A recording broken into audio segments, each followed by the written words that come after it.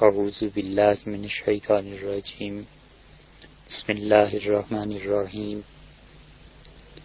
ان الذین کفروا، بلا شبہ جن لوگوں نے کفر کیا، سواء علیہم ان کے لیے برابر ہے، انذرتہم آپ خواہ انہیں ڈرائیں، ام لم تنذرہم یا نہ انہیں ڈرائیں، لا یؤمنون وہ لوگ ایمان نہیں لائیں گے۔ ختم اللہ تعالی نے مہر لگا دی، علی قلوبہم ان کے دلوں پر، وعلی سمعہم اور ان کی سماعت پر، وعلی ابصارہم اور ان کی آنکھوں کے اوپر، غشاوۃ پردے ہیں، وَلَهُمْ عَذَابٌ عَظِيمٌ اور ان کے لیے بڑا عذاب ہے۔ اللہ تعالی نے سورہ بقرہ کے آغاز میں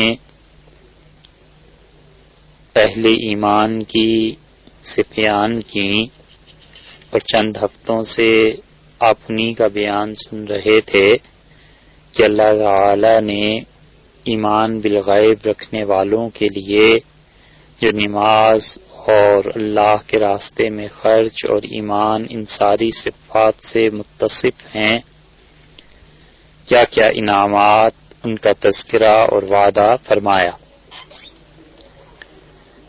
اور ان 5 آیات کے بعد اب 2 آیات ایسی ہیں جن میں اللہ تعالی نے کفر کے متعلق بات بیان فرمائی ہے اور یہ بتلایا ہے کہ جن لوگوں نے کفر کیا اور ان لوگوں کا حال یا انجام کیا ہوا۔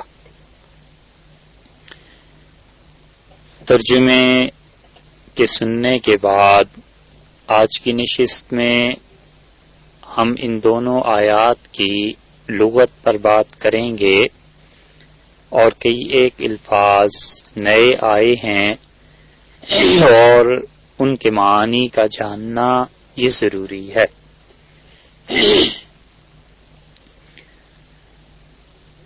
اس آیت کریمہ کو اللہ تعالی نے انا کے لفظ سے شروع فرمایا ہے اور انا کا لفظ عربی زبان میں کئی ایک مواقع پر استعمال ہوتا ہے۔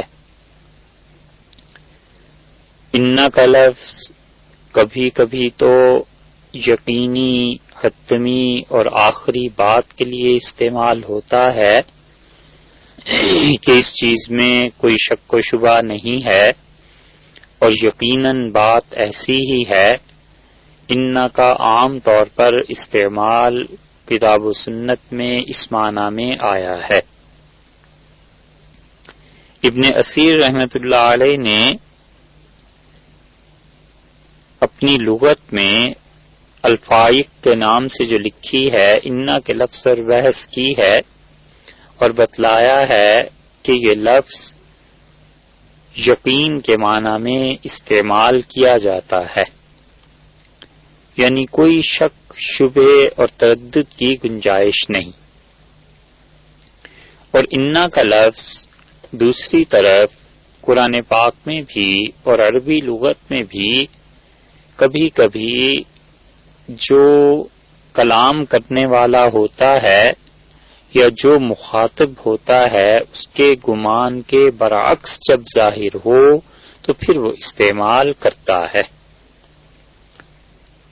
یعنی کسی انسان نے کوئی بات کرنی ہے یا اپنے مخاطب سے کوئی بات اس نے کہنی ہے اور اس میں کوئی ایسی چیز ہے جو اس کے اپنے گمان کے، اپنے خیال کے بالکل برعکس ظاہر ہوئی تو پھر اس میں بھی وہ انا کا استعمال کرتا ہے۔ حضرت مریم کی والدہ نے یہ سوچا تھا کہ ان کے ہاں بیٹا پیدا ہوگا اور جب حضرت مریم پیدا ہوئی ہیں تو اللہ تعالی نے فرمایا ہے کہ اس نے ہم سے کہا کہ رب انی وضعتها انثی، اے پروردگار یہ میرے ہاں تو بیٹی ہو گئی۔ تو جو گمان وہ کر رہی تھیں اس گمان کے برعکس ظاہر ہوا، یعنی بیٹے کی بجائے بیٹی ہو گئی، تو انہوں نے انا کا لفظ وہاں پر استعمال کیا۔ حضرت نوح علیہ الصلوۃ والسلام کے متعلق بھی آیا ہے کہ اللہ تعالی نے ان سے وعدہ فرمایا تھا کہ ہم آپ کی اولاد کو بچائیں گے، اور ان کا بیٹا جب ڈوب گیا تو انہوں نے کہا ان ابنی من اہلی، اللہ یہ میرا بیٹا میری اولاد میں سے تھا، اور اللہ تعالی نے فرمایا کہ آپ کا یہ بیٹا آپ کی اولاد میں سے نہیں تھا کیونکہ اس کے عمل اچھے نہیں تھے۔ تو انا کا لفظ جو وہاں استعمال ہوا ہے وہ حضرت نوح علیہ الصلوۃ والسلام کا گمان یہ تھا کہ یہ میرا بیٹا بچ جائے گا کیونکہ اللہ نے میری اولاد کے بچانے کا وعدہ فرما لیا ہے۔ تو جب مخاطب کی یا متکلم کی خواہش کے برعکس کوئی چیز ظاہر ہو تو وہ بھی انا کا لفظ استعمال کرتے ہیں۔ یہاں پر انا کا لفظ بلا شک و شبہ اور یقین کے معنی میں آیا ہے جو پہلے بیان کیے گئے، اور اللہ تعالی نے فرمایا کہ بلا شک و شبہ جن لوگوں نے کفر کیا۔ اور بعض مفسرین کا خیال یہ ہے کہ یہاں انا کا جو لفظ ہے یہ دوسرے معانی میں آیا ہے کیونکہ رسول اللہ صلی اللہ علیہ وسلم ان کے ذہن مبارک میں بعض کافروں کے متعلق تھا کہ یہ لوگ ایمان کو قبول کر لیں گے، تو اللہ تعالی نے اس گمان کی نفی فرما دی، یعنی ان سے تخاطب جو ہوا ہے اور وہی جو نازل ہوئی ہے تو ان سے یہ بات کہی گئی کہ جو گمان آپ کر رہے تھے، جو آپ سوچ رہے تھے، بات بالکل اس کے برعکس ہے، اور وہ یہ ہے کہ جن لوگوں نے کفر کیا۔ کفر کا لفظ لغت میں عربیت کے اعتبار سے چھپانے کے معنی میں استعمال ہوتا ہے۔ بنیادی طور پر کفر کا مطلب چھپانا ہے، اور یہ کاف فا را یہ آپ دیکھ لیجئے کہیں بھی اس لفظ کے متعلقات میں سے جتنی بھی اس کی تشریح کر دی جائے ہر جگہ چھپنے کے معنی اس میں آئیں گے، کیونکہ انسان دو طرح سے کسی چیز کو چھپا لیتا ہے، ایک تو بالکل ہی جھوٹ بول کے اور ایک نادانستگی سے، اور اللہ تعالی نے دونوں طرح سے قرآن پاک میں اس لفظ کو استعمال فرمایا ہے۔ اس لیے ہر جگہ جہاں پر بھی کفر یا کافر کا لفظ اللہ نے استعمال فرمایا ہے وہاں یہ مراد نہیں ہے کہ اس سے وہ کافر مراد ہے جو ایمان مومن کی ضد ہے، یا یہ کہ وہ ہمیشہ کے لیے جہنم میں گیا، اور وہ کفر وہ مراد ہے جس کو شریعت نے منع کیا ہے، بلکہ کفر سے کم درجے کا کفر مراد ہے، منع اسے بھی شریعت نے کیا ہے، لیکن وہ ایسا کفر نہیں ہے جو اسلام کے مقابلے میں آتا ہے۔ تو لغت کے اعتبار سے کفر کسی چیز کو چھپانے کے معنی میں آتا ہے۔ رات کو بھی کافر کہتے ہیں کیونکہ رات چھپا لیتی ہے۔ عربوں کا ایک شاعر ہے، وہ کہتا ہے کہ القت زکا یمینہا فی کافر، سورج نے اپنا دایاں ہاتھ رات میں ڈال دیا، مطلب یہ کہ سورج ڈوب گیا، غروب ہو گیا، چھپ گیا۔ کسان کو بھی کافر کہتے ہیں کیونکہ وہ زمین میں بیج کو چھپا دیتا ہے۔ اسی طرح کفر نعمت کی ناقدری کے لیے بھی استعمال ہوتا ہے کہ ایک انسان نے کوئی نیکی کی اور اچھائی کی اور دوسرے نے اس کی اہمیت کا احساس نہیں کیا، یا دوسرے شخص نے اس کو جانا ہی نہیں کہ یہ نیکی اور یہ اچھائی اس کے ساتھ کس قدر کاوش اور جد و جہد کے بعد کی گئی تھی۔ تو یہ جو ناقدری ہے اس کے لیے بھی کفر کا لفظ استعمال ہوتا ہے۔ اللہ تعالی نے خود قرآن کریم میں فرمایا ہے کہ فلا کفران لسعیہ، اور جن لوگوں نے ہمارے لیے محنت کی ہے ان کی محنت رائگاں نہیں جائے گی، ان کی محنت کا انہیں صلہ دیا جائے گا۔ اور حضرت سلیمان علیہ الصلوۃ والسلام جب انہیں حکومت اور بادشاہت دی گئی ہے تو انہوں نے کہا لیبلونی، یہ اس لیے ہے سب کچھ، یہ بادشاہت اور یہ حکمرانی، کہ میرا پروردگار میری آزمائش کرے، اور اشکر ام اکفر، کہ میں اللہ کا شکر ادا کرتا ہوں یا کفر کرتا ہوں۔ تو یہاں پر کفر اگر کوئی آدمی اس کے معنی وہ کرے جو شرعاً کفر کے معنی سمجھے جاتے ہیں، یعنی ایمان کی ضد، تو علیہ باللہ یہ بہت بڑے گناہ اور کفر کا ارتکاب ہے، کیونکہ حضرت سلیمان علیہ السلام خدا کے جلیل القدر نبی پیغمبر علیہ السلام تھے، اور ان کے ہاں ایسا معاملہ نہیں تھا۔ تو شکر کے مقابلے میں کفر ہے، کفران نعمت کی ناقدری، ناشکری، اس معنی میں بھی کفر کا لفظ استعمال ہوتا ہے۔ اور پھر انہوں نے فرمایا وَمَنْ كَفَرَ فَإِنَّ رَبِّي غَنِيٌّ كَرِيمٌ، اور جو کوئی میرے پروردگار کے انعامات کی ناقدری کرے گا تو میرا پروردگار وہ ایسا بادشاہ ہے، بالکل بے نیاز ہے، کریم، بڑے کرم والا ہے۔ تو ناشکری کرنے والا جو ہے وہ خود کچھ اپنا ہی نقصان کرتا ہے۔ تو یہاں کفر سے مراد وہ کفر ہے جو کم درجے کا، یعنی ناشکری کرنا، ناقدری کرنا۔ فرعون نے یہی لفظ حضرت موسیٰ علیہ السلام کے لیے بھی استعمال کیا ہے، اور اس نے کہا وَفَعَلْتَ فَعَلَتَكَ الَّتِي فَعَلْتَ، اور وہ جو ایک حرکت تم نے کی تھی، یعنی ایک آدمی کو جو قتل کر دیا تھا، اور آگے وہ کہتا ہے وَأَنْتَ مِنَ الْكَافِرِينَ، اور تم ناشکرے معلوم ہوتے ہو، تم ناقدروں میں سے ہو، یعنی ہم نے تمہاری پرورش کی، شاہی محل میں رکھا، ہر طرح کے آرام، اسباب اور وسائل سب چیزیں تمہیں دی، اور اب تم میرے مقابلے میں آ کے ایک بات کہتے ہو اور وحدانیت اور توحید کی، انت من الکافرین، تم ناشکرے ہو۔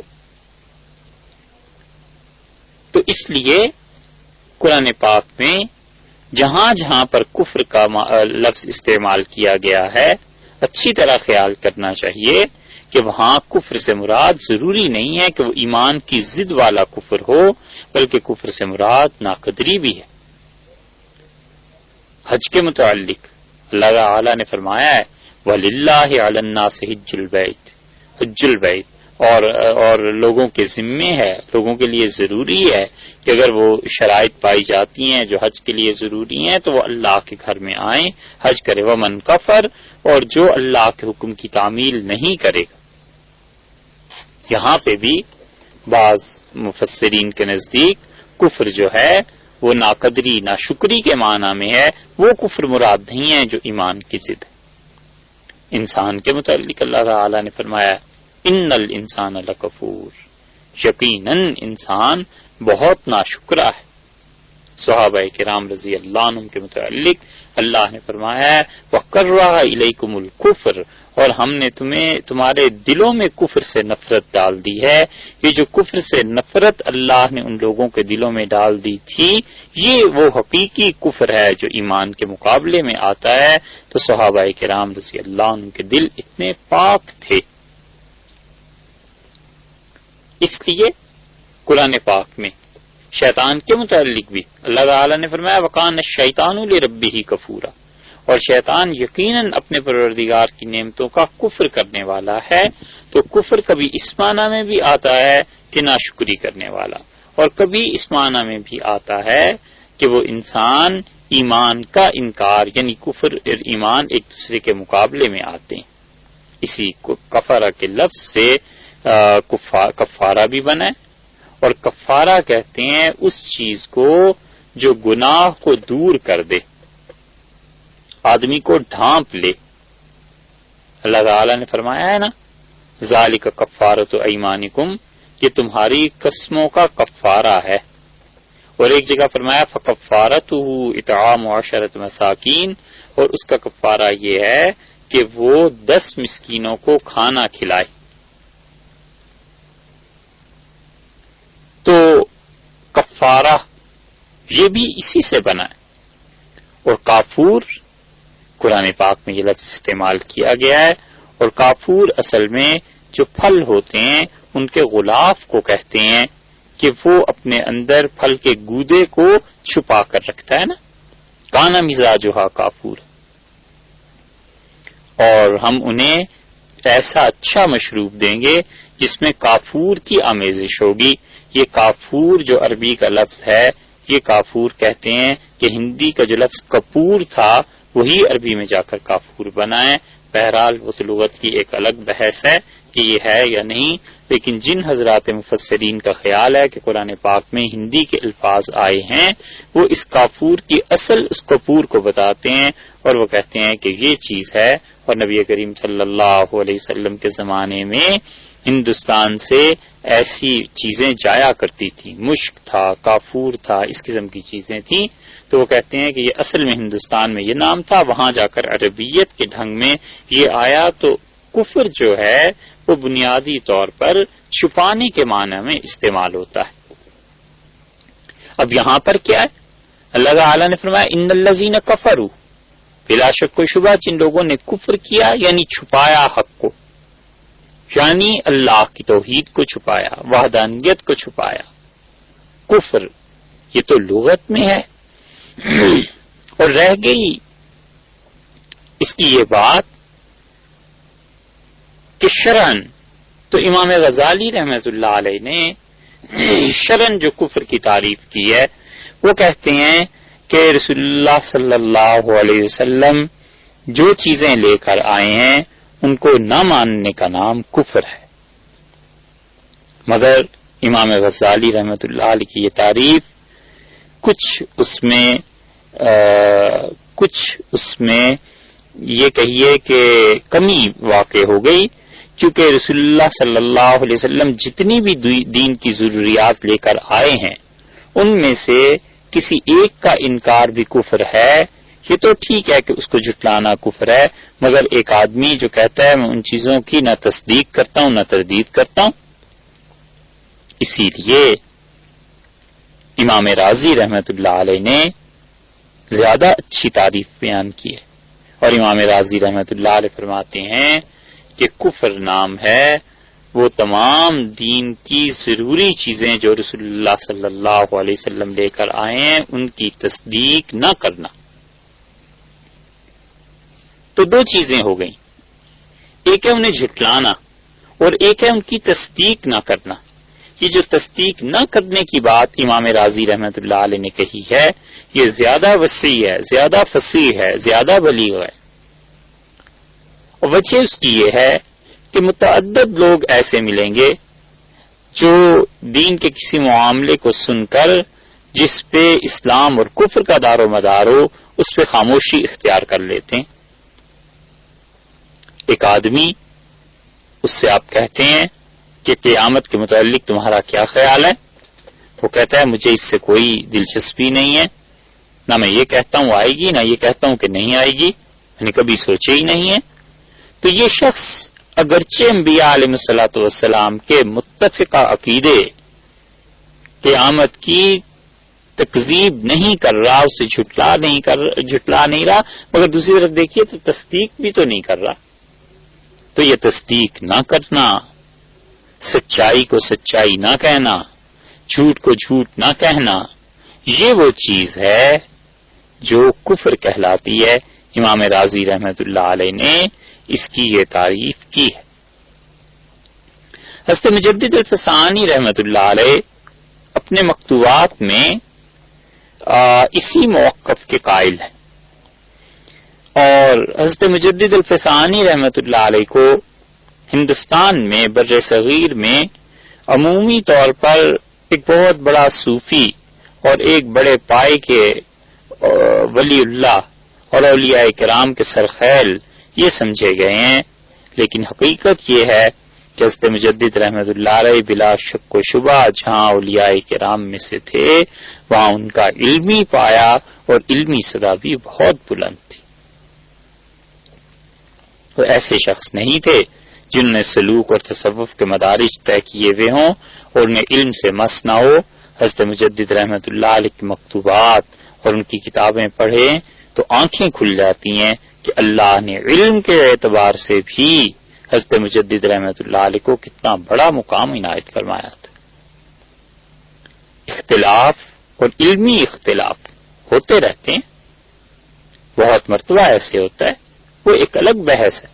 حضرت مجدد رحمت اللہ علیہ کی بعض علمی تحقیقات سے کوئی شخص اختلاف کرے، لیکن مجموعی اعتبار سے اللہ نے جتنا علم انہیں اس زمانے میں عنایت فرمایا تھا ان کے معاصرین میں سے بھی کم ہی ہیں جو ان کے ہم پلہ ہوں گے. حضرت مجدد رحمت اللہ علیہ نے کفر پر جہاں بحث کی ہے مکتوبات میں، انہوں نے ایک کام کی بات اور پتے کی بات لکھی ہے. وہ کفر کو وہ بھی کہتے ہیں کہ انبیاء علیہ الصلوۃ والسلام جن چیزوں کو دنیا میں لے کر آئے اور جن مقاصد کے لیے مبعوث کیے گئے اور جن عقائد کی تبلیغ انہوں نے کی، ان کی تصدیق نہ کرنا یہ کفر ہے. اور پھر وہ کہتے ہیں کہ کفر سے اللہ تعالی کو ذاتی طور پر نفرت ہے. یہ بات ان کی بہت سمجھنے کی ہے. وہ کہتے ہیں کہ اللہ تعالی کی کچھ ذاتی چیزیں ہیں اور کچھ ایسی چیزیں ہیں جو اس کے افعال ہیں، صفات ہیں. وہ کہتے ہیں مثلا رحمت ہے، اللہ تعالی کی صفت ہے. یہ خدا کی رحمت گناہگاروں کے ساتھ یقیناً ہوگی کیونکہ اللہ کا فعل ہے، وہ رحمت کرتا ہے، لیکن کافر کے لیے نہیں ہے. اور اس کی وجہ یہ ہے کہ وہ فرماتے ہیں اللہ تعالی کو کفر سے ذاتی طور پر نفرت ہے. تو جو چیز اس نے اپنی ذات کے لیے پسند کر لی ہے وہ چیز عرفہ اور اعلیٰ اور بڑے درجے کی ہے بنسبت اس چیز کے جو اس کے افعال سے ظاہر ہوتی ہے. فعل ہے اللہ کا، اللہ تعالی کی طرف سے مہربانی اور رحمت ہے، وہ ایک الگ بات ہے. لیکن اس کی رحمت اتنی بڑھ جائے کہ جس چیز سے ذاتی طور پہ خدا کو نفرت ہے اس نفرت کو زائل کر دے، یہ نہیں ہو سکتا. بہت علمی بحث انہوں نے کی ہے. اسی وجہ سے حضرت مجدد رحمت اللہ علیہ فرماتے ہیں یہ کفر اتنی بڑی نحوست کی چیز ہے کہ خدا کو اس سے ذاتی طور پر نفرت ہے، اور ایمان اتنی قابل قدر چیز ہے کہ اللہ کو ذاتی طور پر اس سے محبت ہے. اس لیے کسی شخص کا اگر ایمان محفوظ ہے تو اللہ تعالیٰ جلد یا بدیر اپنی رحمت کاملہ کے ذریعے اس انسان کی نجات، مغفرت اور دھلائی کر دیں گے آخرت میں. اور اگر کسی شخص میں ایمان نہیں ہے، کفر ہے، تو اللہ تعالیٰ کو ذاتی طور پر نفرت ہے. اس سے دنیا میں جتنی بھی چیزیں اس کافر کے پاس نظر آتی ہیں یہ وقتی طور پر ہیں، یہ اس کو ڈھیل دی گئی ہے جو اتنا کچھ اللہ نے دے دی ہے. وگرنہ اللہ تعالیٰ کو ذاتی طور پر ایمان سے محبت ہے اور خدا کو ذاتی طور پر کفر سے نفرت ہے. اس لیے جتنی بھی چیزیں کفر سے تعلق رکھتی ہیں ان سے برات کا اظہار ضروری ہے. کافروں سے ایسی نفرت جو ایمان کا متقاضی ہے یہ ضروری ہے. اچھے اخلاق اور اچھی طرح پیش آنا اور ان کی عزت اور تعظیم یہ باتیں تو درست ہیں اپنی جگہ پر، لیکن کفر کے شاعر کی تعظیم کرنا یہ حرام کاموں میں سے ایک ہے. حتیٰ کہ کفر کے شاعر کی تعظیم کبھی کبھی انسان کو کفر تک لے جاتی ہے. ایک آدمی ہے، اس کا کوئی دوست عیسائی ہے، کولیگ ہے، آفس میں کام کرتے ہیں، پڑھتے ہیں، ٹھیک ہے، جیسے اچھے لوگوں کی طرح ملتے ہیں ایسے ہی ملنا چاہیے. شریعت کا بھی یہی حکم ہے. حضرت صلی اللہ علیہ وسلم کی سیرت طیبہ سے بھی یہی معلوم ہوتا ہے. مگر کرسمس کے دن اس کے ساتھ ایسے تعلقات اور اس کی عید میں شرکت کرنا اور یہ بات اس کی تصدیق کرنا کہ سیدنا مسیح علیہ الصلوۃ والسلام کے ساتھ وہی کچھ ہوا جو عیسائیوں کا عقیدہ ہے یا وہ ایسے ہی تھے، الیاذ باللہ، یہ کفر ہے. ہندوؤں کے ساتھ ان کے مذہبی رسومات میں شریک ہونا اور ان کے مذہبی رسومات سے نفرت نہ کرنا، کفر سے نفرت نہ کرنا، بت پرستی سے نفرت نہ کرنا، یہ خطرناک چیز ہے. اس لیے کفر جو ایمان کی ضد ہے، اللہ تعالی کو بقول حضرت مجدد رحمت اللہ علیہ کے ذاتی طور پر اس سے نفرت ہے. اور یہ کفر ہے بھی ایسی ہی بری چیز کہ اللہ تعالی نے جناب رسول اللہ صلی اللہ علیہ وسلم کو اور انبیاء علیہ الصلوۃ والسلام کو اس دنیا میں بھیجا تاکہ خدا کو جس چیز سے نفرت ہے اس چیز کا وجود ختم ہو۔ پھر اس کے بعد ارشاد فرمایا کہ سواء علیہم، ان کے لیے برابر، یہ نہیں فرمایا آپ کے لیے برابر ہے، فرمایا ان کے لیے برابر، کیونکہ اگر یہ کہا جائے رسول اللہ صلی اللہ علیہ وسلم سے کہ آپ کے لیے برابر ہے تو پھر تبلیغ پر جو اجر اور ثواب ملنا تھا وہ ختم ہو جاتا ہے۔ یہ فرمایا ان کے لیے برابر ہے، یعنی ان کی حالت ایسی ہو گئی ہے، مساوات میں بات آ گئی، سواء علیہم، ان کے لیے برابر ہے، باقی آپ جب تک ڈراتے رہیں گے، تبلیغ کرتے رہیں گے، آپ کو ہم اس کا اجر دیں گے۔ انذرتہم ام لم تنذرہم، آپ انہیں ڈرائیں یا نہ ڈرائیں، لا یؤمنون، وہ ایمان والے نہیں۔ نظر یہاں زال کے ساتھ استعمال ہو رہا ہے، یہ نظر کے معنی ہے کہ کسی حادثے، کسی پریشانی، کسی مصیبت کی وجہ سے کسی ایسی چیز کو اپنے لیے ضروری قرار دے لینا جو پہلے سے ضروری نہیں تھی۔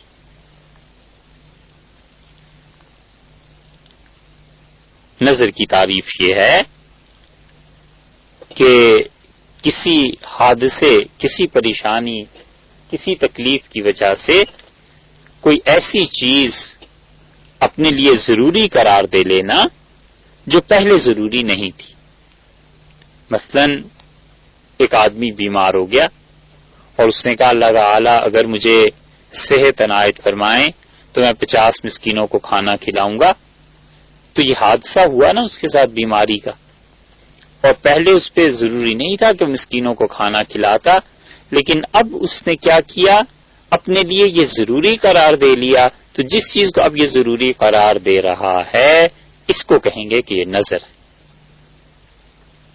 نظر اللہ کے علاوہ کسی کی جائز نہیں ہے، کیونکہ نظر عبادت ہے۔ قرآن پاک میں آیا ہے، اللہ تعالی نے فرمایا کہ یوفون بالنظر، ہمارے بندے ایسے ہیں جو نظر کو پورا کرتے ہیں۔ اللہ کی قسم کھا لینا کسی کام پہ، نظر کا پورا کرنا، یہ سب کی سب چیزیں ایسی ہیں جو بہت معنی رکھتی ہیں، اور نظر خاص طور پہ عبادت ہے، اور عبادت جیسے سجدہ ہے، جیسے رکوع ہے، جیسے نماز کا پڑھنا ہے، جیسے حج کا کرنا ہے، ایسے ہی نظر بھی عبادت ہے، اور اگر کوئی آدمی مخلوق کی نظر مان لے گا تو وہ کفر کا ارتکاب کرے گا۔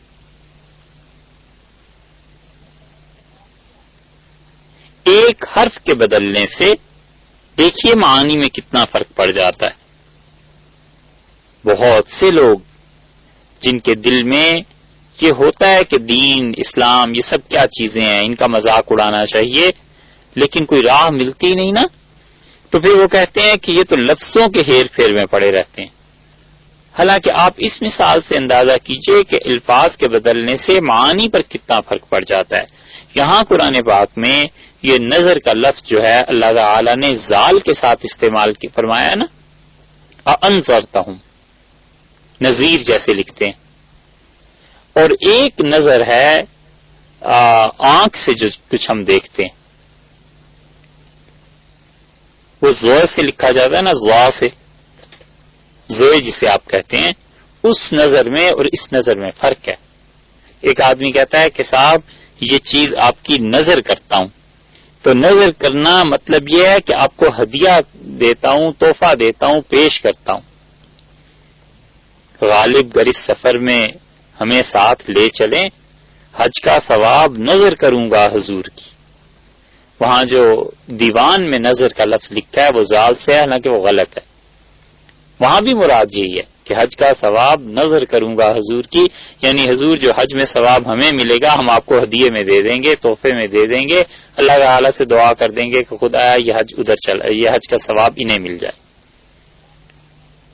وہ نظر صحیح ہے، یہ جملہ صحیح ہے کہ جناب آپ کی نظر کرتا ہوں۔ اور اگر وہ یہ کہے کہ آپ کی نظر کرتا ہوں اور نظر میں اس زال کو استعمال کرنے کے ساتھ ساتھ اس کا عقیدہ بھی یہی ہو کہ اپنے شیخ کی نظر کرتا ہوں، تو یہ نظر عبادت ہے، اور عبادت اللہ کے علاوہ غیر کی جائز نہیں ہے، شرک کا ارتکاب کرے گا۔ ظاہر ہے کہ اس لفظ ضا اور زال میں عام لوگوں کا حصہ نہیں ہے، لیکن اہل علم کے ہاں ایک ایک حرف کے بدلنے سے معنی اتنے بدل جاتے ہیں۔ تو نظر کا مطلب یہ ہوا کہ کسی حادثے، کسی پریشانی، کسی تکلیف کی بنا پر اس چیز کو اپنے لیے ضروری قرار دے لینا جو چیز پہلے سے ضروری نہیں تھی۔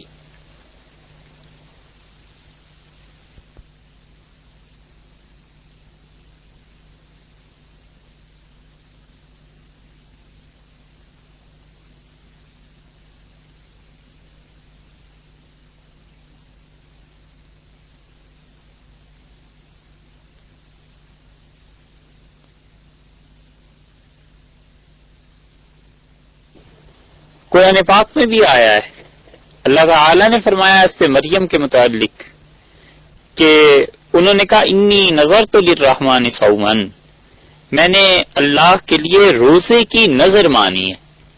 تو روزہ عبادت ہے نا، تو اس لیے اگر کوئی اس نظر کو غیر کے لیے کرے گا تو وہ غیر کی عبادت ہو جائے گی۔ قرآن پاک کو آپ پڑھیں، بار بار بار بار اللہ تعالی یہ واضح کرتا ہے کہ اللہ کے علاوہ کسی کی نظر نہیں ماننی، کیونکہ وہ عبادت ہے۔ اللہ کے علاوہ کسی کے نام پہ ذبح نہیں کرنا، کیونکہ وہ عبادت ہے۔ تو حضرت مریم کہتے ہیں انی نظرت للرحمن صوما، میں نے نہایت مہربانی کرنے والے پروردگار رحمان کے لیے نظر مانی۔ دوسری جگہ آیا اللہ نے فرمایا نظر تم من نظرن، یا تم کوئی نظر مان لو اللہ کے لیے۔ حضرت عائشہ رضی اللہ عنہا نے ایک مرتبہ قسم کھا لی کہ للہ علیہ، اللہ کی قسم ہے کہ میں اپنے بھانجے سے بات نہیں کروں گی۔ اور حضرت زبیر رضی اللہ عنہ کے وہ بیٹے تھے، اور حضرت عائشہ رضی اللہ عنہا نے جب قسم کھا لی تو وہ پرورش چکے خالہ تھیں، انہوں نے ہی کی تھی، ان کی تو جان پہ بن گئی۔ انہوں نے بہت کوشش کی کہ کسی طرح خالہ کو راضی کر لیں، مگر وہ نہیں مانی اور انہیں گھر سے نکال دیا۔ تو پھر انہوں نے مدینہ منورہ میں بڑے بڑے صحابہ کرام، تابعین رحمہم اللہ رضی اللہ عنہم کو جمع کیا اور حاضر ہوئے اور دستک دی دروازے پہ۔ تو حضرت عائشہ رضی اللہ عنہا نے پوچھا کون؟ تو کسی صاحب نے بتلایا، تو فرمایا آ جاؤ۔ تو انہوں نے کہا ہم سب آ جائیں؟ فرمایا سب آ جاؤ۔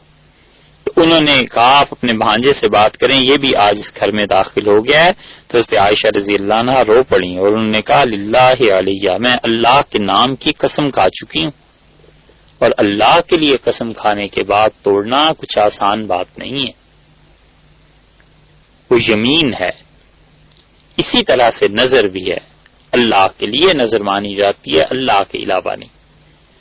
اور کسی حادثے اور خوف کی وجہ سے کسی غیر ضروری چیز کو ضروری قرار دینا، اسی طرح یہ خوف کے معنی میں انذار ہے۔ عربی میں کسی خوفناک چیز سے، کسی سخت چیز سے جو شخص خبر دیتا ہے اسے کہتے ہیں یہ نذیر ہے، یعنی خبر دینے والا ہے، یہ بتانے والا ہے کہ کیا چیز ہونے والی ہے۔ قرآن پاک میں اللہ تعالی نے بہت جگہ یہ لفظ استعمال کیا ہے لِتُنذِرَ قَوْمًا مَّا أُنذِرَ آبَاؤُهُمْ، تاکہ وہ ڈرائیں، متنبہ کریں، آگاہ کریں ان لوگوں کو جن کے باپ دادا کو ما انذرا نہیں ڈرایا گیا تھا۔ رسول اللہ صلی اللہ علیہ وسلم کے اسماء گرامی میں سے نذیر ہے۔ اللہ تعالی نے فرمایا اور آپ فرما دیجئے وما انا الا نذیر مبین، اور میرا کام تو بس واضح طور پر ڈرا دینا ہے کہ جو کچھ ہونے والا ہے میں تمہیں بتا دوں۔ نذیر کی جمع نذر آئی ہے۔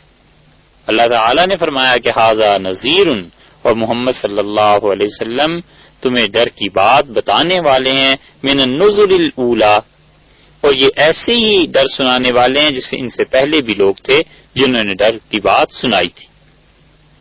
تو اللہ تعالیٰ نے فرمایا اس آیت کریمہ میں کہ آپ انہیں ڈرائیے یا نہ ڈرائیے، ان کے لیے برابر ہے، یہ قطعاً ایمان نہیں لائیں گے۔ کون لوگ تھے؟ یا تو یہ وہ لوگ تھے جو بدر میں مارے گئے، کیونکہ رسول اللہ صلی اللہ علیہ وسلم نے جتنے کافروں کو ڈرایا تھا اور بتلایا تھا ان میں سے ہزاروں مسلمان ہو گئے۔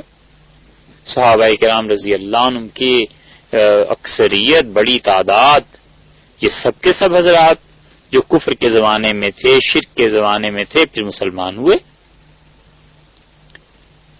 تو اس لیے یہاں پر کون سے کافر مراد ہیں؟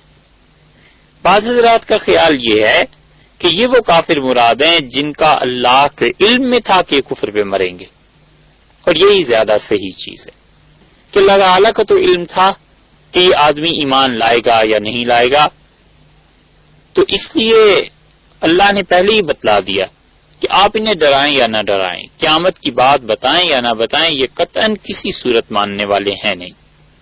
ابو لہب تھا، نبی کریم صلی اللہ علیہ وسلم نے اسے بتلایا تھا، ابو جہل تھا، اسے بتلایا تھا، اور ہزاروں ایسے بھی تھے جنہیں آپ نے سب چیزیں بتا دی تھیں، مگر اصلی طور پر وہ شقی تھے، بدبخت تھے، کفر پہ مارے گئے۔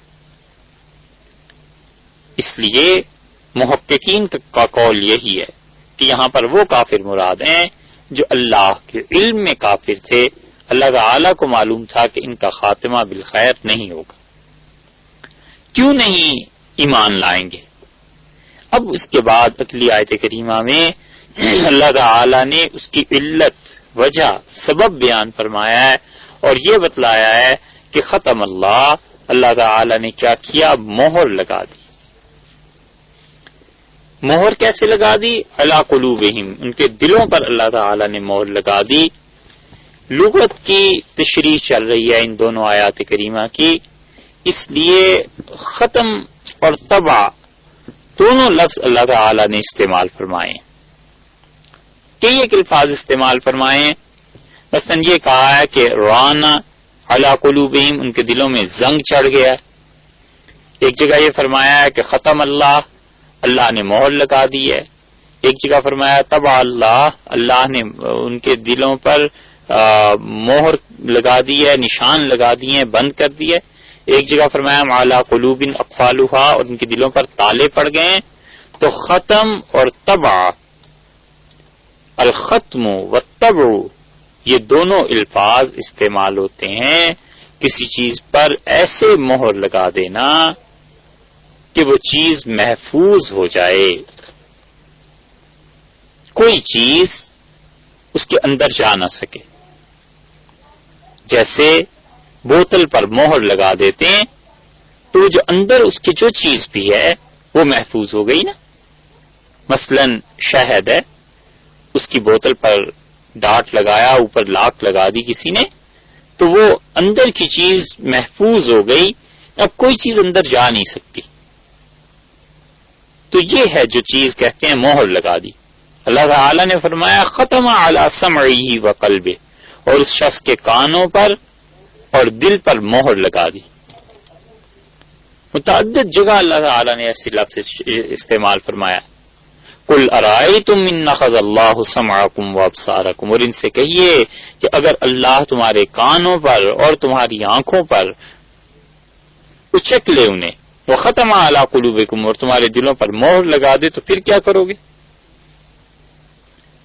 ایک جگہ کافروں کے متعلق فرمایا کہ اولئک الذین طبع اللہ علی قلوبہم، یہ ایسے ہیں جن کے دلوں پر اللہ نے مہر لگا دی۔ ایک اور لفظ بھی استعمال فرمایا ہے کہ وجعلنا علی قلوبہم اکنۃ، اور ان کے دلوں پر ہم نے پردہ ڈال دیا ہے۔ اسی طرح ایک اور لفظ استعمال فرمایا ہے کہ وجعلنا قلوبہم قاسیہ، اور ہم نے ان کے دل سخت کر دیے۔ امام احمد ابن حنبل رحمۃ اللہ علیہ فرماتے تھے کہ جس شخص کو موت بھی نہ رلا سکے اور جس شخص کو قرآن بھی نہ رلا سکے، اور نہ وہ قرآن سے متاثر ہو اور نہ وہ کسی کی موت پہ اپنی حالت کو سوچے، فرماتے تھے یہ ہے جس کا دل سخت ہو گیا. تو قساوت، ختم، تباہ، روان، یہ سب الفاظ اللہ تعالی نے استعمال فرمائے ہیں. معنی یہ ہے کہ مہر لگ گئی. جناب رسول اللہ صلی اللہ علیہ وسلم کو اللہ تعالی نے خاتم النبیین فرمایا ہے کہ حضرت صلی اللہ علیہ وسلم نے انبیاء علیہ الصلوۃ والسلام کے سلسلے کو مکمل کر دیا. نبوت جب کمال پر پہنچی،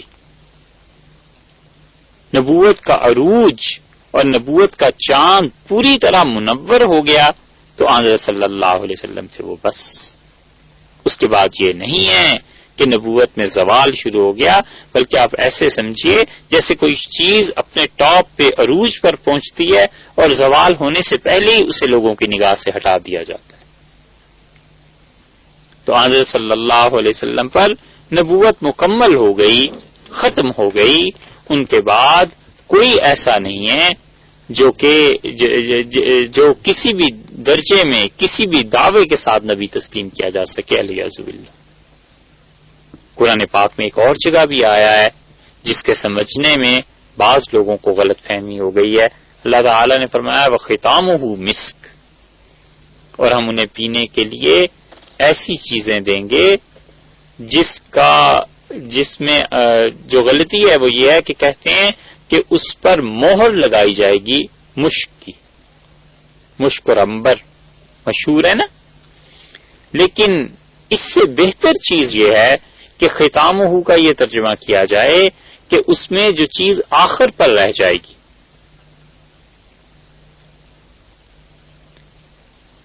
جو بھی مشروب آخر پر رہ جائے گا، جو بالکل تہ میں رہ جائے گا، وہ بھی اتنا اچھا ہوگا، وہ بھی اتنا لذیذ ہوگا جیسے مشک ہوا کرتی ہے، ایسی خوشبو اس میں سے اٹھے گی.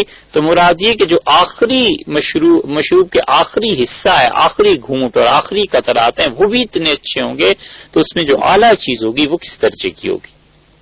کیونکہ اگر یہ مراد دیا جائے کہ اس کے پھر مشک کی مہر لگائی جائے گی تو بعض حضرات کے نزدیک اگرچہ ہو تو سکتا ہے، مگر اس مہر کی بجائے کا فائدہ کیا ہے؟ اصل فائدے کی چیز تو وہ مشروب ہے جو اندر ہے. تو ختم، تباہ، یہ سارے الفاظ اللہ تعالی نے استعمال کیے ہیں.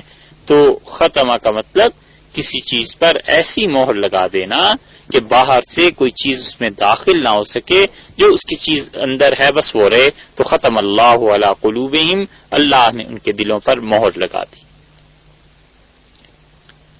قلب کا لفظ اللہ تعالی نے استعمال فرمایا ہے، اور قلب دل کو بھی کہتے ہیں.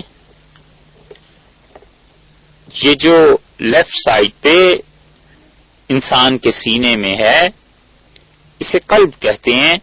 لیکن اللہ تعالی نے یہاں مراد جو ہے اور جو لفظ استعمال فرمایا ہے، مفسرین کے بقول اللہ کی مراد یہاں قلب سے وہ دل نہیں ہے بلکہ عقل اور شعور ہے. محاورے میں بولتے ہیں نا کہ فلاں انسان عقل کا اندھا ہے، تو فلاں جو عقل کا اندھا ہے تو عقل کی کوئی آنکھیں یا کوئی عقل کا ایسا وجود تو نہیں ہے، محاورے میں بولا جاتا ہے. تو ختم اللہ علی قلوبہم محاورے میں کہا گیا کہ ان کی سمجھ پہ مہر لگ گئی، ان کی سمجھ ختم ہو گئی، ان کی عقل اوندھی ہو گئی. اور اصل میں قلب الشیء عربی میں کہتے ہیں کسی چیز کو ایک حالت سے دوسری حالت کی طرف پلٹنا. اور دل بھی چونکہ پلٹتا رہتا ہے، کبھی کچھ کبھی کچھ، کبھی یہ کبھی وہ، کبھی اچھائی کبھی برائی. تو یہ جو تقلیب ہے نا، بار بار اس کی بدلنا، اس وجہ سے اسے قلب کہا جاتا ہے. پرانے کنویں کو بھی قلیب کہتے ہیں. قلیب کنویں کو اس لیے بھی کہتے ہیں کہ اس میں ڈول بار بار چلتا ہے، بار بار اس کا پانی تبدیل کرتا ہے. اور قلب الصوب کپڑے کو الٹنا، کپڑے کو پلٹ دینا. تو جب الٹنا پلٹنا اس معنی میں آتا ہے تو اللہ تعالی نے بھی قرآن کریم میں فرمایا وَإِلَيْهِ تُقْلَبُونَ، اور تم اللہ کی طرف لوٹائے جاؤ گے. اور اسی سے انقلاب کا لفظ بھی نکلا ہے، یعنی پھر جانا. انقلبتم علی اعقابکم، اگر نبی کریم صلی اللہ علیہ وسلم دنیا سے تشریف لے گئے تو کیا تم لوگ اپنے پاؤں پہ پھر جاؤ گے؟ دین جو تمہارا پرانا تھا اس پہ چلے جاؤ گے؟ وَمَن يَنقَلِبْ عَلَىٰ عَقِبَيْهِ، اور جو ایڑیوں کے بل واپس گھومے گا اللہ کا کچھ نہیں بگاڑ سکے گا۔ سواری پہ بیٹھتے ہوئے عام طور پہ جو دعا پڑھی جاتی ہے سبحان الذی سخر لنا ھذا وما كنا له مقرنین وَإِنَّا إِلَىٰ رَبِّنَا لَمُنقَلِبُونَ، اور ہم اپنے پروردگار کی طرف منقلبون، لوٹ کر جانے والے۔ قرآن پاک میں اور جگہ بھی آیا ہے کہ لوگ سوچیں اَيَّ مُنقَلَبٍ يَنقَلِبُونَ، کہ وہ لوٹنے والے کس جگہ پر لوٹ کر جائیں گے۔ تو دل بول کر یہاں مراد عقل ہے۔ قرآن پاک میں بہت جگہ یہ دل کا محاورہ استعمال کیا گیا ہے۔ مثلا اللہ تعالی نے فرمایا وَبَلَغَتِ الْقُلُوبُ الْحَنَاجِرَ، اور خوف کے مارے دل جو تھے وہ گلوں تک پہنچ گئے۔ خوف کسی انسان پر جب شدید طاری ہوتا ہے تو دھڑکن تیز ہو جاتی ہے نا، ایسے محسوس ہوتا ہے جیسے دل حلق میں آ کے اٹک گیا ہے یا دل اچھل کے جسم سے باہر آ جائے گا۔ تو وہاں مراد اللہ تعالی کی جو ارشاد فرمایا کہ بلغت القلوب الحناجر، وہاں قلب سے مراد یہ دل نہیں ہے بلکہ دہشت، خوف، اس سے مراد ہے۔ ان فی ذلک لذکری، اور اس قرآن میں بڑی نصیحت ہے اس شخص کے لیے لمن کان لہ قلب، جس انسان کا دل ہے یعنی جو شعور رکھتا ہے۔ اسی طرح یہاں یہ جو فرمایا ہے کہ ان کے دلوں پر مہر لگا دی، تو یہ مہر کا مطلب یہ ہے کہ ان کی فہم، ان کی عقل یہ ماری گئی، سوچتے نہیں، غور نہیں کرتے، اللہ نے اس پہ مہر لگا دی ہے۔ وَعَلَىٰ سَمْعِهِمْ، اس کے بعد فرمایا اور ان کی سماعت پر۔ یہ سماعت کا لفظ اللہ تعالی نے واحد استعمال کیا ہے، سمع کہا ہے ان کے کان پر، کان سے مراد ان کی سنوائی پر، ان کی سماعت پر 20 یا اس سے زیادہ مرتبہ قرآن پاک میں اللہ تعالی نے یہ لفظ استعمال فرمایا ہے، لیکن ہمیشہ اللہ نے اسے سنگل مفرد واحد استعمال کیا، جمع نہیں۔ اور اس کے مقابلے میں آپ دیکھیے اس سے پیچھے قلوب جمع ہے نا قلب کی، اور اس کے بعد آپ دیکھ لیجئے تو ابصار یہ بھی جمع ہے، اور ان دونوں کے درمیان میں یہ واحد ہے۔ تو اس سے معلوم ہوتا ہے عربوں میں محاورہ ایسے ہی ہوگا، کیونکہ اللہ تعالی نے ان کے محاورے پہ بھی قرآن پاک کو نازل فرمایا ہے۔ تو یہاں سماعت سنوائی مراد ہے، یعنی سننے کی جو حصہ ہے اس پہ بھی کیا ہوا ہے، اللہ نے اس پہ بھی مہر لگا دی کہ کوئی چیز ان کے کانوں کے ذریعے اندر نہیں جاتی، یعنی ایسی بدبختی ہو گئی ہے کہ نہ عقل سے کام لیتے ہیں نہ سماعت سے کام لیتے ہیں۔ وَعَلَىٰ أَبْصَارِهِمْ غِشَاوَةٌ، اور اللہ نے فرمایا ہے کہ قوت سامعہ کے بعد وہ کیا ہوا ہے، ان کے آنکھوں پر بھی پردہ ڈال دیا۔ یہ سننا جو ہے اس پہ بھی ذرا سی بات سن لیجئے۔ سمع، سننا، اللہ تعالی نے فرمایا جنات کے متعلق وَإِنَّهُمْ عَنِ السَّمْعِ لَمَعْزُولُونَ، جو انہیں پہلے خبریں ملا کرتی تھیں نبی کریم صلی اللہ علیہ وسلم کی تشریف آوری کے بعد، یہ عن السمع ان چیزوں، ان باتوں کے سننے سے لمعزولون ہٹا دیے گئے ہیں، الگ کر دیے گئے ہیں۔ اللہ نے فرمایا القى السمع، اور جو اس اللہ کی کتاب کو متوجہ ہو کر سنتا ہے اسے ہدایت ملتی ہے۔ متعدد مقامات پہ اللہ تعالی نے سماعت کے متعلق بار بار جو الفاظ ارشاد فرمائے ہیں، تو اس کا مطلب یہ ہے کہ آدمی کو غور سے سننا چاہیے، کیونکہ ہدایت سماعت کے ذریعے آتی ہے، گمراہی بھی سماعت کے ذریعے آتی ہے۔ اور اللہ تعالی نے یہودیوں کی متعلق فرمایا ہے کہ سماعون للکذب، یہ کیا کرتے ہیں، پرلے درجے کے جھوٹ سننے والے۔ اس سے معلوم ہوتا ہے کہ جھوٹ کا سننا یا جھوٹ بنانے کے لیے سننا دونوں ہی گناہ کی باتیں ہیں۔ ایک آدمی جھوٹ کو سنتا ہے، یہ گناہ کی بات ہے۔ افسر ہے، بڑے درجے اور رتبے کا آدمی ہے، اور کوئی آ کے کہتا ہے کہ صاحب پورے ملک میں خوشحالی آپ ہی کی تو پالیسیز کی وجہ سے ہے. صاحب اتنا قرضہ تھا اور آپ کی پالیسی کی وجہ سے اتنا باقی رہ گیا، اور آپ ایسے اور آپ ایسے. اور کبھی کبھی اس کا دل بھی اندر سے گواہی دیتا ہے کہ یہ ساری زبانیں اسی وقت تک ہیں جب تک میں اس کرسی پہ بیٹھا ہوا ہوں، اور جس دن ہم کرسی سے اترے اس دن یہ ساری چیزیں ختم ہو جائیں گی. تو یہ جھوٹ جو سن رہا ہے نا اپنی تعریف کا، یہ گناہ کی چیز ہے. اسی لیے رسول اللہ صلی اللہ علیہ وسلم نے فرمایا کہ تمہارے منہ پر جو تمہاری بہت زیادہ تعریف کریں ان کا منہ مٹی سے بھر دو. یا تو مراد یہ ہے کہ واقعی ان کے منہ پہ مٹی ڈالو، اور یا مراد یہ ہے کہ جس وجہ سے وہ خوش آمد تمہاری کر رہے ہیں نا اس کام پہ مٹی ڈالو، یعنی اس کام کو مت کرنا. خوش آمد کر کے، تعریف کر کے، جھوٹ بول کے وہ تم سے کوئی کام نکلوانا چاہتا ہے، مت کرو. اور سماعون للکذب، جھوٹ سننے والے. دوسری مراد اس سے یہ بھی ہو سکتی ہے کہ بات سننا جھوٹ کے لیے، یعنی باتیں کسی کی کان لگا کے سن لی تاکہ اس میں 10 جھوٹ ملا کر اور شامل کیے جائیں، لوگوں کو گمراہ کیا جائے. یہودیوں کی بات اللہ نے کہی ہے، سماعون للکذب، بہت زیادہ جھوٹ سنتے ہیں. یہ نہیں فرمایا بولتے ہیں، فرمایا سنتے ہیں.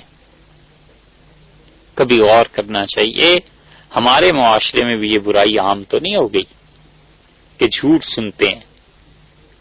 ہمارا کوئی دشمن ہے، اس میں فرض کر لیجئے ساری برائیاں، اور ایک چیز یہ کہ وہ آدمی چوری نہیں کرتا مثلا، تو جو اس کا مخالف ہے وہ ہم سے آگے کہتا ہے کہ آپ کا دشمن ہے، ایسا ہے، ویسا ہے، یہ ہے، وہ ہے، اور چوری بھی کرتا ہے. تو ہمیں معلوم ہے ہمارا دشمن مگر چوری تو نہیں کرتا. اس جھوٹ کو خاموشی سے سن لیں گے. کیا مجال ہے جو اس کے لیے کوئی تردید ہو سکے کہ نہیں صاحب اور ساری برائیاں ہو سکتی ہیں مگر شخص چور نہیں، یہ نہ کہو. وجہ اس کی یہ ہے کہ کسی چیز کی کوئی حد نہیں نہ رہی. تو اللہ تعالی نے یہاں پر قرآن پاک میں یہودیوں کے متعلق کہا ہے کہ وہ سنتے ہیں جھوٹ کے لیے، یا پہلے درجے کے جھوٹ سننے والے. سماعون لقوم آخرین، ایک جگہ فرمایا اللہ تعالی نے یہ کیا کرتے ہیں، تمہارے ہاں آتے ہیں جاسوسی کے لیے تاکہ تمہاری باتیں سنیں اور سن کر پھر اگلے لوگوں تک پہنچائیں. اس لیے کسی انسان کی بات اس لیے سننا کہ اسے محفوظ کر کے پھر آگے اس سے فتنہ پھیلانا ہے، تو یہ جو نیت کر کے آیا ہے اس نیت کا بھی گناہ ملے گا، اللہ کے ہاں پکڑا جائے گا. اسی لیے اللہ نے فرمایا کہ ان السمع والبصر، اور لوگوں سمع کان اور آنکھیں اور بصارت جو دیکھتی ہو وہ، اور دل، اللہ ان ساری چیزوں کے بارے میں قیامت میں سوال کرے گا، پوچھے گا کہ سماعت کہاں خرچ کی، بصارت کہاں خرچ کی، اور دل کی عقل کی صلاحیتیں کہاں خرچ کی. تو اللہ تعالیٰ فرماتے ہیں کہ ان کے دلوں پر مہر اور ان کے کانوں پر، وَعَلَىٰ أَبْصَارِهِمْ غِشَاوَةٌ، اور کیا ہوا ہے ان کی آنکھوں پر پردے پڑ گئے ہیں. غشیہ، غشاوہ اور غشا، جو چیز چھپائے. غشاوہ اسم ہے نا، وہ پردہ جو ڈھانپ لے. هل اتاک حدیث الغاشیہ، کیا تمہارے پاس وہ خبر آئی ہے، وہ بات پہنچی ہے تم تک، جس دن میں ڈھانپ لیے جائیں گے، یہ ڈھانپ دے گا. وہ دن کیا ہے، وہ ڈھانپ دے گا. مصیبت ایسی آ جائے گی، خدا کا عذاب ایسا نازل ہوگا کہ وہ اس کی مخلوق کو ڈھانپ لے گا. قیامت کا دن اتنا سخت ہے. اللہ تعالی نے کئی جگہ پر اس لفظ کا استعمال فرمایا. ایک جگہ فرمایا وَإِذَا غَشِيَهُم مَّوْجٌ، اور جب لہریں ڈھانپ لیتی ہیں، چھا جاتی ہیں. فَغَشِيَهُم مِّنَ الْيَمِّ مَا غَشِيَهُم، ایک جگہ فرمایا ہے تو دریا کی موجوں نے ان کے اوپر آ کر ان لوگوں کو، فرعون اور اس کی فوج کو ڈھانپ لیا، یعنی انہیں ان لوگوں کو ڈبو دیا. ایک جگہ فرمایا ہے صحابہ کرام رضی اللہ عنہم کے متعلق اِذْ يُغَشِّيكُمُ النُّعَاسُ، اور وہ وقت جب تمہیں نیند نے ڈھانپ لیا تھا، نیند کی چادر اڑا دی تھی تمہیں اللہ تعالی نے. اور یہی معنی ہے غشیان کے بھی. اللہ تعالی نے موت کے متعلق بھی فرمایا ایک جگہ کالذی یغشی علیہ من الموت، جیسے کسی شخص پر موت سے غشی طاری ہو جاتی ہے. غشی کیوں غشی کو کہتے ہیں؟ غشی اس لیے کہتے ہیں کہ وہ انسان کے حواس کو ڈھانپ لیتی ہے. اردو میں بھی یہی لفظ استعمال ہوتا ہے نا. وَاسْتَغْشَوْا ثِيَابَهُمْ، اور حضرت نوح علیہ السلام نے کہا کہ پروردگار ان لوگوں نے کپڑوں سے اپنے آپ کو ڈھانپ لیا، کان بند کر لیے، انہوں نے میری بات نہیں سنی. تو غشیہ ڈھانپ لینا، غشاوہ پردہ. تو اللہ تعالی نے فرمایا ان کی آنکھوں پر پردے پڑ گئے ہیں. وَلَهُمْ عَذَابٌ عَظِيمٌ، اور ان کے لیے دردناک عذاب ہے. یہ تو تھی ان دو آیات کریمہ کی لغوی تشریح. سوال یہ پیدا ہوتا ہے کہ کہنے والا کہہ سکتا ہے کہ جب اللہ ہی نے ان کے دلوں پر مہر لگا دی تو اس میں ان کا کیا قصور ہے؟ تو صاحب بات ایسی نہیں ہے. ہوتا یوں ہے کہ انسان جب گناہ کا راستہ اختیار کرتا ہے تو پہل تو گناہ کرنے میں بھی دقت پیش آتی ہے. کوئی آدمی چوری کرتا ہے تو یہ تھوڑا ہی ہے کہ پہلے ہی دن آرام سے چوری کر لے گا. پہلے دن اس کا بھی دل دھڑکتا ہے، احساس ہوتا ہے کہ غلط کام کرنے جا رہا ہوں، کیا ہوگا، پکڑے گئے. اور بہت سے گناہ ایسے ہیں جن میں گناہ بعد میں پورا ہوتا ہے اور پہلے توبہ کی طرف رجوع کر لیتا ہے کہ خدا سے معافی مانگوں، کس مصیبت میں آ گیا. یہ گناہ جب بڑھتے چلے جاتے ہیں آہستہ آہستہ تو پھر دل کی حالت متغیر ہوتی ہے، اور ہوتے ہوتے وہ وقت آ جاتا ہے جب دل سیاہ ہو جاتا ہے. اب اللہ کی طرف سے اس سے ہدایت کی توفیق سلب کر لی جاتی. حدیث میں آیا ہے نبی کریم صلی اللہ علیہ وسلم نے فرمایا جب کوئی شخص ایک جمعہ چھوڑ دیتا ہے جان بوجھ کے تو اس کے دل پر ایک سیاہ داغ لگ جاتا ہے، اور آپ نے فرمایا اگر وہ توبہ کر لے تو وہ دھل جاتا ہے. اور جب وہ دوسرا جمعہ بھی چھوڑ دیتا ہے تو ارشاد فرمایا کہ پھر وہ داغ اور بڑا ہو جاتا ہے. اور تیسرا جب جمعہ چھوڑ دیتا ہے تو رسول اللہ صلی اللہ علیہ وسلم نے فرمایا بس تیسری مرتبہ جو جمعے کی نماز چھوڑ دیتا ہے پھر اس کا دل سیاہی سے بھر جاتا ہے، اس پہ مہر لگ جاتی. یعنی یہ کہ نماز کی جو توفیق اس شخص کو ملتی تھی، جو کچھ پڑھ لیتا تھا، وہ نماز کی توفیق اس شخص سے چھن جاتی. آہستہ آہستہ درجات کے ساتھ انسان چلتے ہیں، مہر پہلے دن نہیں لگ جایا کرتی. اس کی سب سے اچھی مثال 24ویں پارے میں سورہ مومن میں آپ کو ملے گی. اللہ تعالی نے 4 درجوں کا بیان فرمایا ہے، اور یہ وہی چیز ہے جو اس سے پہلے اہل ایمان کے ساتھ 4 درجات کا بیان اللہ تعالی نے فرمایا تھا، وہاں ذکر کیا گیا تھا. وہاں عرض کیا تھا کہ یہ 4 درجے کون سے ہیں. بس اس کے مقابلے میں آج یہ دیکھ لیجئے کہ یہ کفر کے بھی 4 درجے ہو گئے. اللہ نے فرمایا ہے کہ حضرت موسیٰ علیہ السلام کے حامی تھے ایک، اور ان کے صحابی تھے رضی اللہ عنہ، اور وہ فرعون کے خاندان میں سے تھے، اور وہ کھڑے ہوئے اس دربار میں اور انہوں نے کہا کہ تم اس شخص کو موسیٰ علیہ السلام کو کیوں قتل کرنا چاہتے ہو؟ بس اس کا قصور اتنا ہی ہے نا کہ ان یقول ربی اللہ، یہ کہتا ہے میرا پروردگار اللہ ہے.